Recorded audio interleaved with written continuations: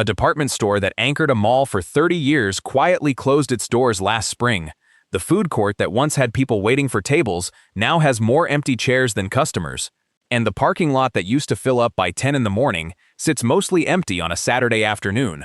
Across the country, something is shifting inside American retail.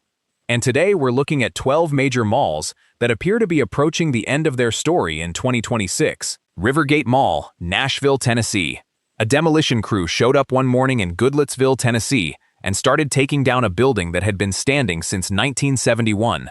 For people driving past that day, it probably looked like just another construction site. Orange cones, heavy machinery, workers moving around a structure that was clearly coming down. But for the people who grew up around Rivergate Mall, it felt like something else entirely.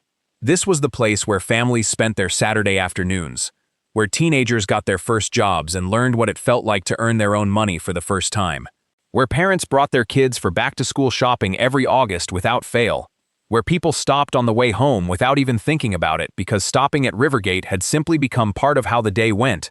For 54 years, Rivergate Mall was woven into the routine of the community around it, not because it was the biggest mall in Tennessee, not because it had the most stores or the most impressive anchor tenants, but because it was always there, reliably, consistently, in a way that people stopped noticing, precisely because they never had to wonder whether it would be there tomorrow. Then anchor stores started making decisions to leave.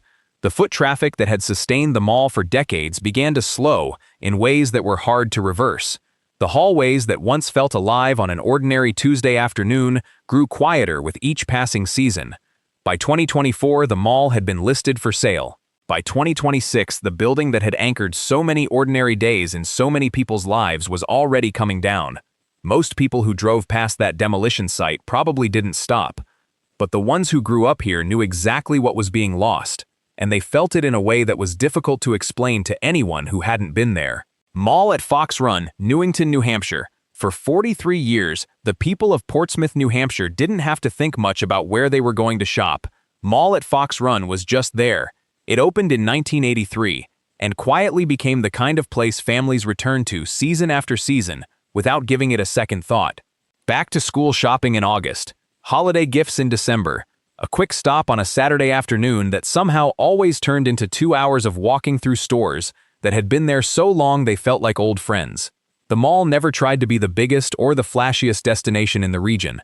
It just showed up reliably year after year and gave the community around it a place to gather that felt comfortable and familiar in the way only long-established places can. But the stores that once filled those hallways gradually thinned out over the years. The anchor tenants that had drawn people in and kept them there made decisions to move on. The food court that used to hum with activity on a weekend afternoon grew quieter than most people wanted to admit.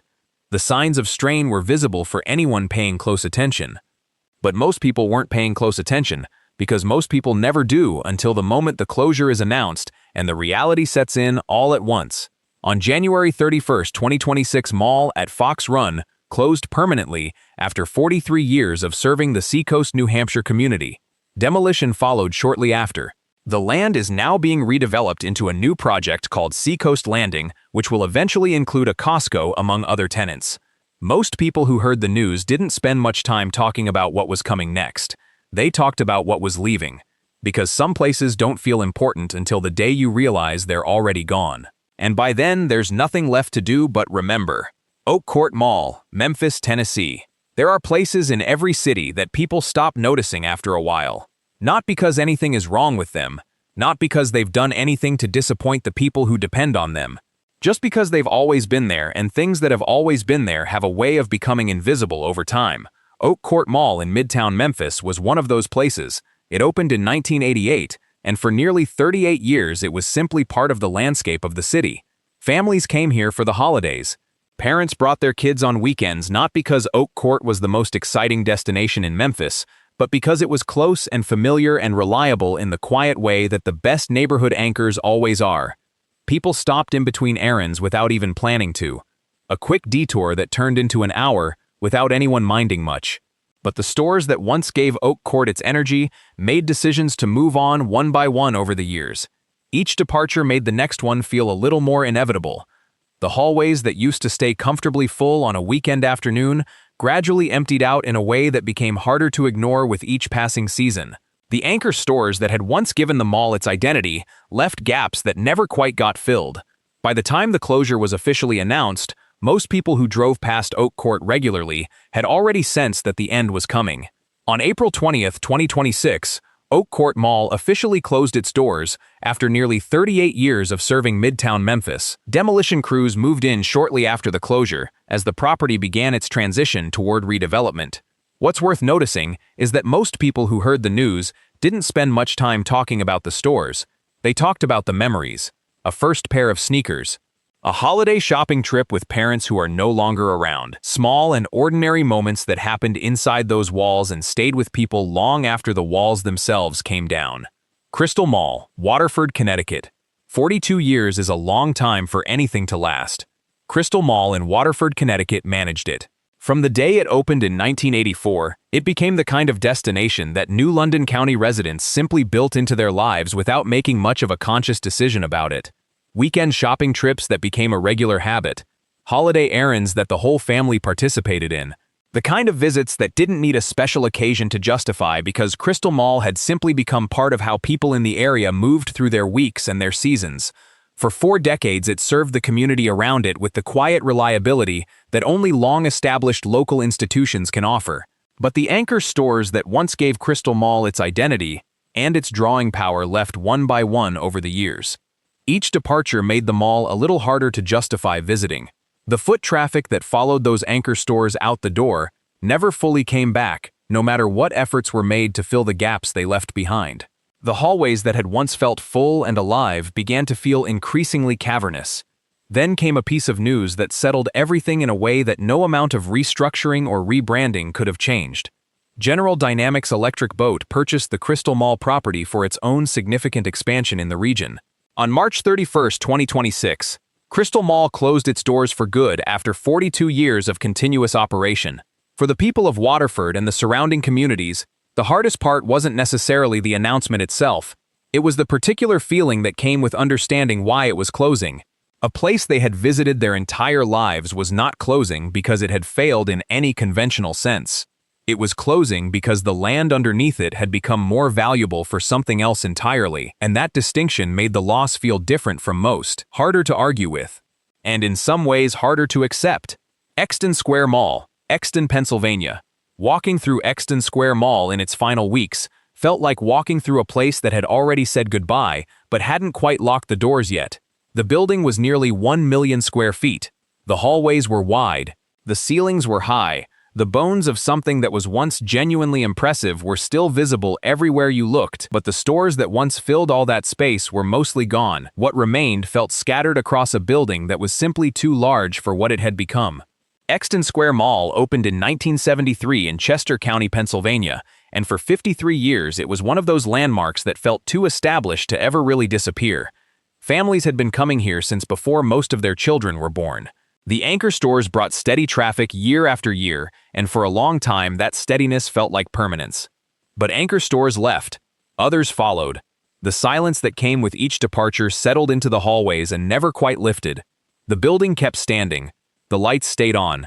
But the energy that once made Xton Square feel like a destination had been draining away for years before the end was officially announced.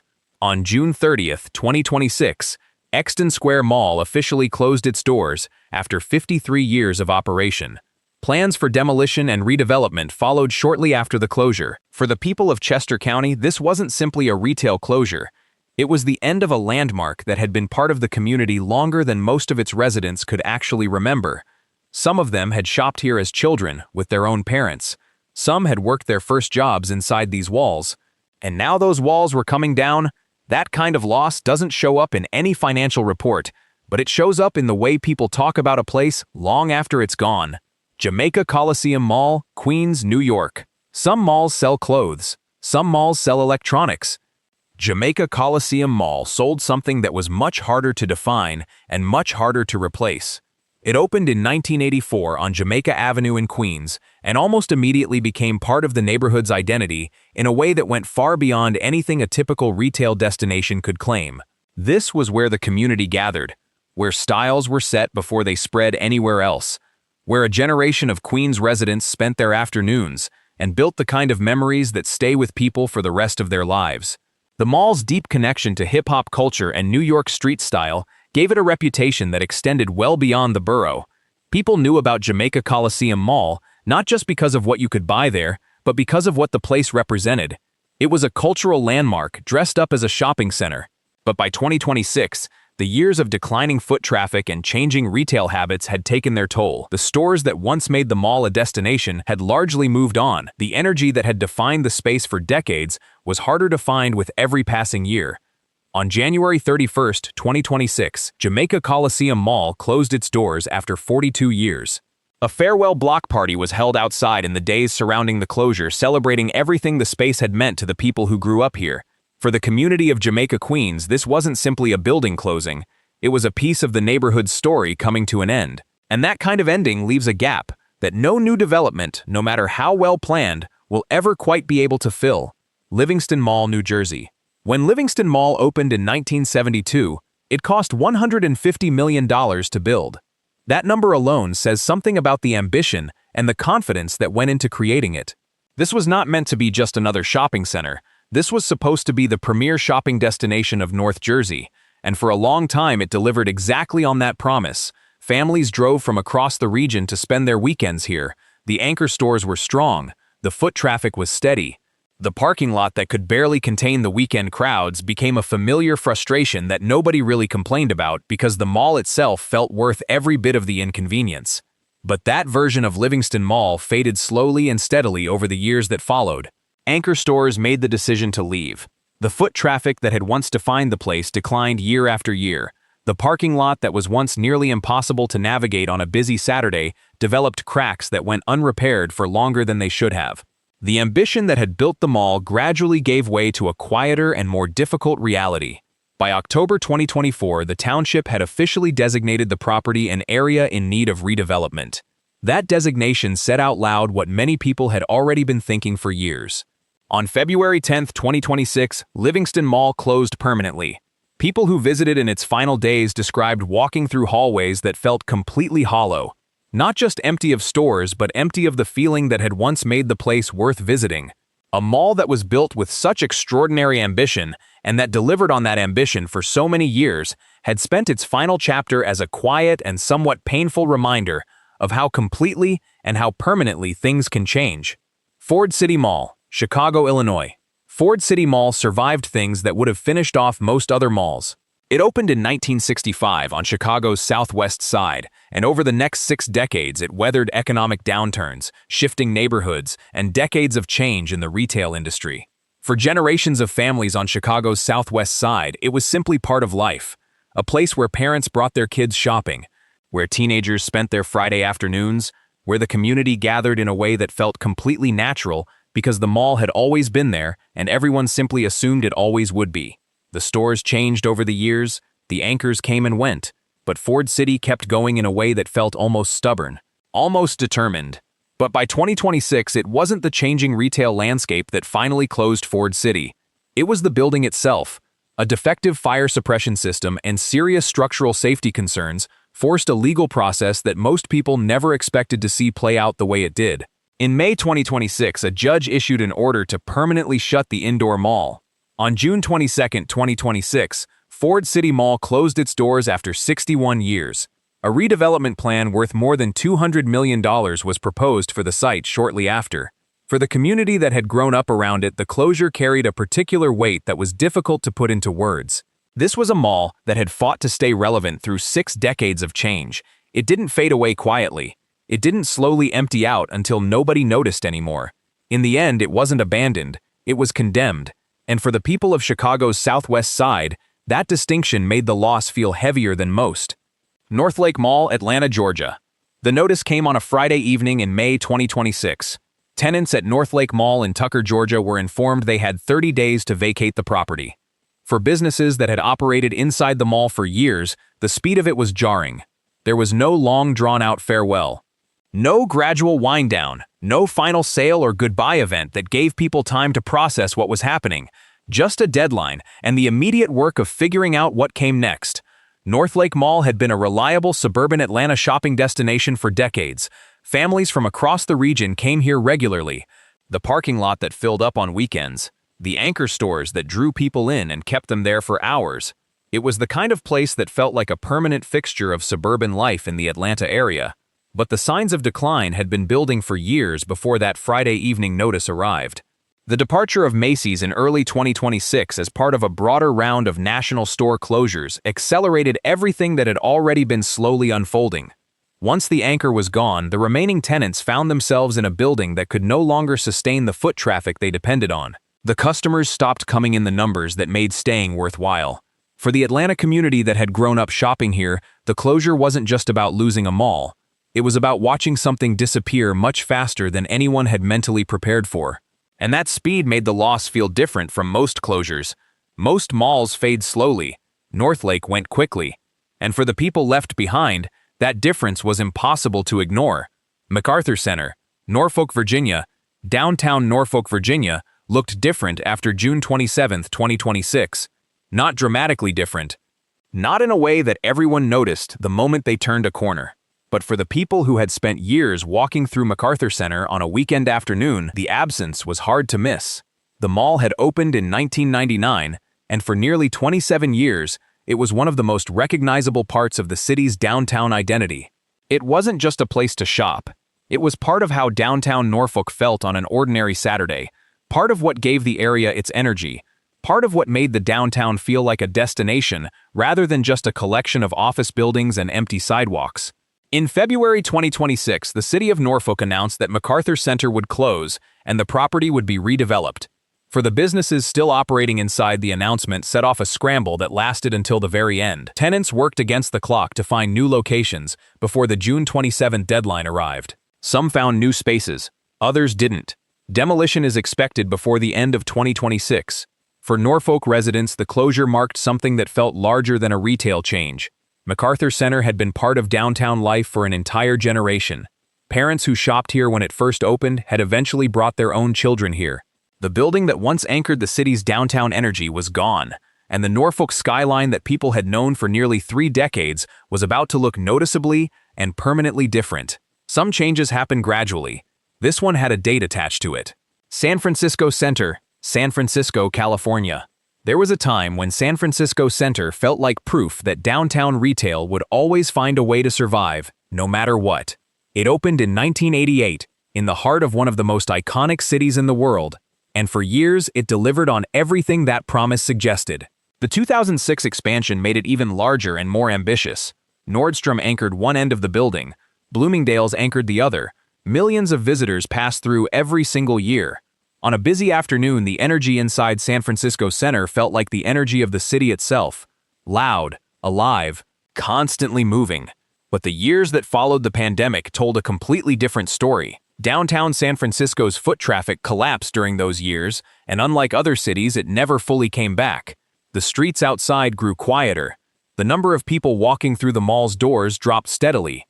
Nordstrom made the decision to leave. Bloomingdale's followed. The two anchors that had defined the mall's identity for decades were gone, and what remained was a massive building that felt increasingly difficult to justify keeping open. The owners fell behind on their debt. The property was foreclosed in November 2025. On January 26, 2026, San Francisco Center officially closed after nearly 40 years of operation.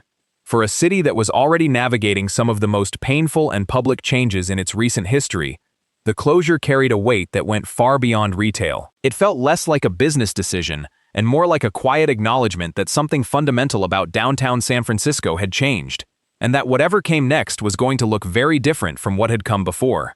Boulevard Mall, Las Vegas, Nevada. Most people who visit Las Vegas never stop to think about where the people who actually live there do their everyday shopping. Boulevard Mall was the answer to that question for a very long time.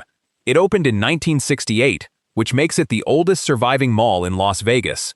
At the time, the city looked very different from what most people picture when they think of Las Vegas today. The famous Strip was there, but the residential communities that surrounded it were still finding their shape. Boulevard Mall served those communities. It was the place locals went while the tourists went elsewhere. For decades, that was enough.